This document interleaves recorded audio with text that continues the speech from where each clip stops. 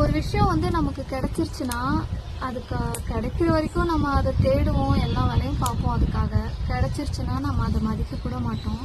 So அந்த மாதிரி நிலைமை தான் இந்த செடிக்கும் நான் பண்ண தப்பு. என்னன்னா, எங்கள் வீட்டு பால்கனி சவறு இடிஞ்சு விழுந்துருச்சு. பார்த்தாலே தெரியும், உங்களுக்கு தெரியுதா? இடிஞ்சு விழுந்தனால பின்னாடி பால்கனி கதவை நான் திறக்காமல் விட்டதில் இது இருக்கிறதே நான் மறந்துட்டேன். ஸோ இதை வந்து ஒரு இடத்துல எனக்கு வேணும்னு ரொம்ப ஆசைப்பட்டு வாங்கிட்டு வந்தேன். அப்போ ரொம்ப தண்ணியெல்லாம் ஊற்றி நல்லா அழகாக கவனிச்சுக்கிட்டேன். ஸோ இந்த சூழ்நிலையில் நான் இதை பார்க்காம விட்டுட்டேன். ஆனால் இது மேல் பக்கம் தான் இப்படி இருக்குது. உள்ளே இன்னும் போராளி மாதிரி அதோட உயிரை பிடிச்சிட்ருக்கு. எப்படின்னு கேட்குறீங்களா? பாருங்கள், உள்ளெல்லாம் பச்சையாக தான் இருக்கும், தெரியுதா? உள்ளெல்லாம் வந்து பச்சை நிறத்தில் தான் இருக்குது.